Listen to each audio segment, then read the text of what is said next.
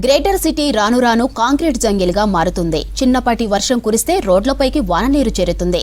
ఇక air పొల్యూషన్తో temperatures రోజు రోజుకి పెరుగుతున్నాయి.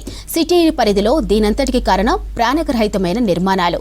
వీటన్నిటికీ చెక్ పెట్టేందుకు గ్రీన్ బిల్డింగ్ ప్రాజెక్టులు తీసుకురావాలంటుంది రాష్ట్ర ప్రభుత్వం.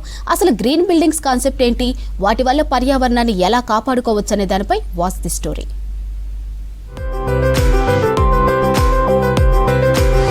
హైదరాబాద్ సిటీ రోజు రోజుకు విస్తరిస్తుంది. సిటీలో రెసిడెన్షియల్, కమర్షియల్ కాంప్లెక్స్ల నిర్మాణాలు భారీగా పెరుగుతున్నాయి.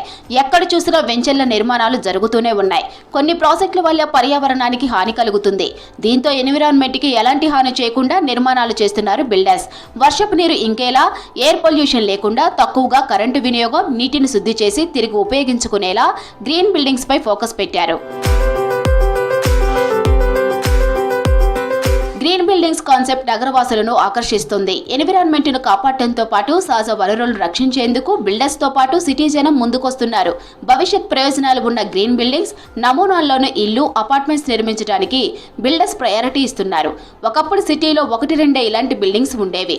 ప్రస్తుతం వాటి సంఖ్య వందల్లోకి చేరింది. ఇటీవల నిర్వహించిన గ్రీన్ తెలంగాణ సదస్సులో మరో 1000 ప్రాజెక్టులు ఇండియన్ గ్రీన్ బిల్డింగ్ కౌన్సిల్లో రిజిస్టర్ అయ్యాయి.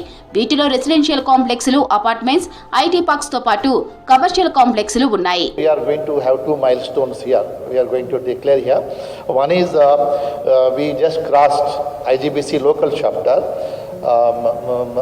Crossed 1000 projects which are registered with us. It's a great milestone. The second milestone, fourth city, future city, CM గారు ఏదైతే టేకప్ చేశారో దానికి దేశంలోనే first time net zero carbon సిటీగా మనము ఐజీబీసీ తోటి, గవర్నమెంట్ తోటి, డిపార్ట్మెంట్ తోటి, మనము టీఎస్ఐఎస్సీ తోటి ఒక ఎంఓయూ ఎంటర్ అవుతున్నాము. Indian green building council apartments కి, కమర్షియల్ కాంప్లెక్స్లకు గ్రీన్ రేటింగ్ ఇస్తుంది. వీటితో పాటు బిల్డింగ్ నిర్మాణంలో వాడే మెటీరియల్ కు గ్రీన్ ప్రో సర్టిఫికేట్ జారీ చేస్తుంది. ఇండియాలో గ్రీన్ బిల్డింగ్ కాన్సెప్ట్ గత 15 ఏళ్ల నుంచి ఉన్నా మన దగ్గర 2-3 ఏళ్లుగానే ఆదరణ పెరుగుతుంది. ఇల్లు కొనే వారితో పాటు కార్పొరేట్ కంపెనీలు గ్రీన్ బిల్డింగ్స్ ని ప్రిపేర్ చేస్తూ ఉండటంతో గ్రీన్ బిల్డింగ్స్ ప్రాజెక్టులు చేపడుతున్నారంటుంది Indian green building council. Green building concept తో ప్రాజెక్టులు నిర్మిస్తున్న బిల్డర్స్ కి ఢిల్లీ, మహారాష్ట్ర రాష్ట్రాల్లో ప్రభుత్వం నుంచి లభిస్తున్న ప్రోత్సాహం తెలంగాణలో లేదంటున్నారు. దీనిపై ప్రభుత్వ దృష్టికి తీసుకొచ్చామన్న బిల్డర్స్ ప్రస్తుతం రేవంత్ సర్కార్ సానుకూలంగానే స్పందించినట్లు సమాచారం. నిర్మాణ రంగానికి ఈ గ్రీన్ బిల్డింగ్స్ ఇనిషియేటివ్స్ ఇంకా ముందుకు పోవాలనంటే కొన్ని ఇన్సెంటివ్స్ అనేది కావాలా. వేరే రాష్ట్రాలలో చూసినప్పుడు ఆల్మోస్ట్ చెప్పాలంటే 7.5% to 12.5% డిఫరెంట్ సర్టిఫికేషన్ బట్టేసి ఇన్సెంటివ్స్ ఇస్తారనమాట. మీరు ఎంకరేజ్మెంట్ ఇచ్చినప్పుడు ఏమవుతుందంటే ఒకవేళ అందరు మార్పు వచ్చిన తర్వాత ఆటోమేటిక్ గా మనకి కాస్టింగ్ అనేది తగ్గిపోతుంది. మాకు కూడా ప్రత్యేకంగా నిర్మాణ రంగానికి ప్రాపర్టీ ట్యాక్స్ అనేది ఒక ఇన్సెంటివ్ ఉంది. అది కాకుండా పర్మిషన్ ఫీలో కానీ కొంత ఇన్సెంటివ్ ఇస్తే కొత్త వాళ్ళు చాలా మంది రావడానికి అవకాశం ఉంటుంది. రోజు రోజుకు ఎయిర్ పొల్యూషన్ పెరుగుతూ ఉండటంతో వాటి నుంచి రిలీఫ్ కోసం గ్రీన్ బిల్డింగ్ కాన్సెప్ట్ ని ప్రోత్సహించేందుకు ముందుకు వచ్చింది రాష్ట్ర ప్రభుత్వం. గ్రీన్ బిల్డింగ్ కాన్సెప్ట్ ని ఇంప్లిమెంట్ చేస్తున్న వారికి తగిన సహాయ సహకారాలు అందిస్తామని చెబుతుంది. భవిష్యత్తులో నిర్మించబోయే ఫ్యూచర్ సిటీ మొత్తం ఇదే కాన్సెప్ట్ తో నిర్మించాలంది. ఇందుకోసం ఇప్పటికే సిఐఐ, ఐజీబీసీ, టీజీబీసీలో ఎంఓయూ కుదుర్చుకుంది. ఈ ఎంఓయూ ద్వారా మొట్టమొదటి నెట్ జీరో సిటీగా ఫ్యూచర్ సిటీని తయారు చేయబోతున్నాం.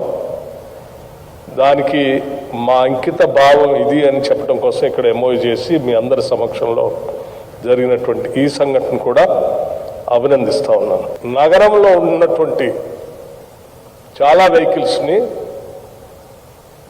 బ్యాటరీ వెహికల్స్గా కన్వర్ట్ చేయాలని, రెవెన్యూ తగ్గటం కంటే కూడా ఈ నగరంలో జీవిస్తున్న ప్రజల ఆరోగ్యం చాలా ముఖ్యమనేది మేము దృష్టి సారించి దీనిపైన విధానపరమైన నిర్ణయాలు తీసుకున్నాం. ఈ డీజిల్ బస్సులు అన్నింటినీ కూడా ఇక్కడ నుంచి ఫేజ్డ్ మేనర్గా ట్రాన్స్ఫార్మ్ చేసి బ్యాటరీ బేస్డ్ బస్సులుగా తీసుకొని రావాలన్నటువంటి ఆలోచన కూడా ఉంది. గ్రీన్ బిల్డింగ్స్ అపార్ట్మెంట్ లో సోలార్ పవర్ ని యూజ్ చేయనున్నారు. దీనితో పాటు నిర్మాణాల్లో వాడేవన్నీ సిఎఫ్ఎల్ బల్బులే కావడంతో 40% మేర కరెంటు సేవ్ చేసుకోవచ్చు.